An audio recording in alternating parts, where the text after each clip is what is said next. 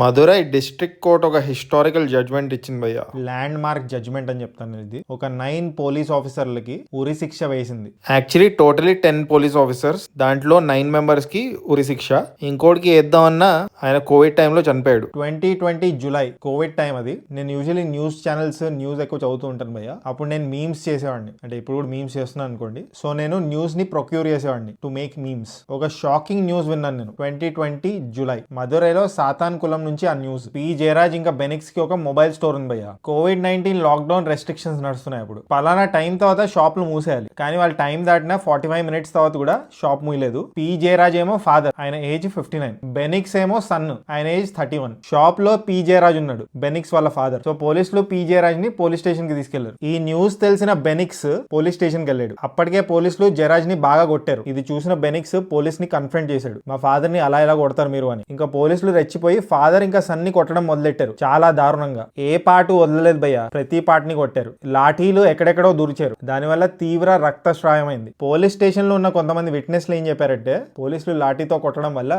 రక్తం గోడల మీద స్ప్లాష్ అయింది, పెయింట్ స్ప్లాష్ అవుతుంది కదా అలా, ఆ లెవెల్లో కొట్టారు పోలీసులు. కొట్టడంతోనే ఆపలేదు, రక్తం బాగా లీక్ అయింది కదా, పోలీసులు ప్రైవేట్ పార్ట్స్ ని కూడా కొట్టడం వల్ల గోడల మీద మొత్తం రక్తము, ఇంకా ఫ్లోర్ మీద కూడా రక్తమే. పోలీసులు ఏం చేశారంటే కొడుతున్నారు అండ్ వాళ్ళిద్దరితోనే లీక్ అయిన రక్తం క్లీన్ చేస్తున్నారు. అలా 6 times వాళ్ళ బట్టలు మార్పించారు.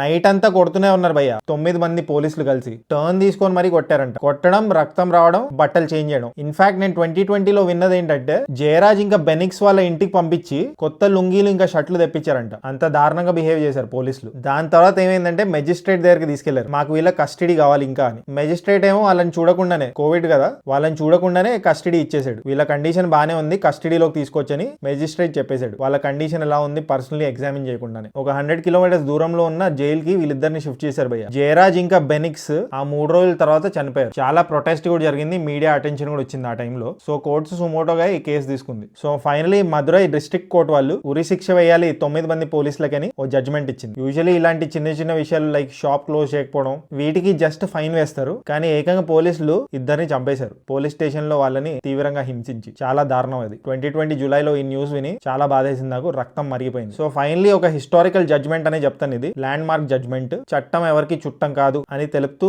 ఈ జడ్జ్మెంట్ ఇచ్చారు. తప్పు ఎవరు చేసినా తప్పే, చట్టాన్ని మనం చేతిలో తీసుకోకూడదు, అది పబ్లిక్ అయినా పోలీస్ అయినా. Faith in democracy is restored. ఇంకా జడ్జ్మెంట్ లో ఏముందంటే, ఉరి శిక్షతో పాటు A1 ఇంకా A2 ఎవరైతే ఉన్నారో వాళ్ళిద్దరు కలిసి అప్రాక్సిమేట్లీ 2.5 crores ఇవ్వాలి భయ్య పి జయరాజ్ ఇంకా బెనిక్స్ వాళ్ళ ఫ్యామిలీకి. ఇవ్వని పక్షాన కోర్టు వాళ్ళ ఇద్దరు పోలీస్ ఆఫీసర్ల ఇల్లు జప్తు చేస్తుంది, డబ్బులు జయరాజ్ ఇంకా బెనిక్స్ వాళ్ళ ఫ్యామిలీకి ఇస్తారు. నెక్స్ట్ ఏంటంటే ఇమీడియట్లీ ఉరి శిక్ష వేయరు. ఎవరికైతే ఉరి శిక్ష పడిందో వాళ్ళు అపీల్ చేసుకోవచ్చు హైకోర్టులో ఇంకా సుప్రీం కోర్టులో. హైకోర్టు ఇంకా సుప్రీం కోర్టు ఏం జడ్జ్మెంట్ ఇస్తుందో దాని తర్వాత వాళ్ళకి ఉరి శిక్ష పడుతుంది. సో ఈ మొత్తం ప్రాసెస్ అవ్వడానికి ఫాస్ట్ ట్రాక్ లో అయినా 6 to 7 years పట్టొచ్చు. నిర్భయ కేసులో చూసాం కదా, ఫాస్ట్ ట్రాక్ లో చేసిన 7 years పట్టింది ఉరి శిక్ష వేయడానికి కల్ప్రిట్ కి.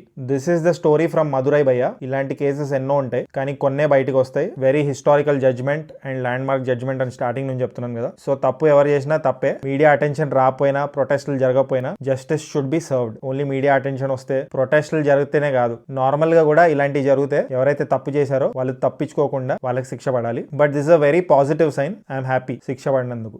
జయరాజ్ ఇంకా బెనిక్స్ వాళ్ళ ఫ్యామిలీ కూడా హ్యాపీగా ఉంది భయ్య ఈ జడ్జ్మెంట్ తో. మరి ఫ్యూచర్ లో ఏమవుద్దో చూడాలి. మీ ఒపీనియన్ ఏంటి దీని గురించి? మీకు తెలుసా, విన్నారా దీని గురించి 2020లో? కామెంట్ చేయండి. అండ్ జస్ట్ ఇన్ కేస్ ఇంకా సబ్స్క్రైబ్ చేసుకోకపోతే సబ్స్క్రైబ్ చేసుకోవచ్చు కదా. పుచ్చుక్ పుచ్చుక్.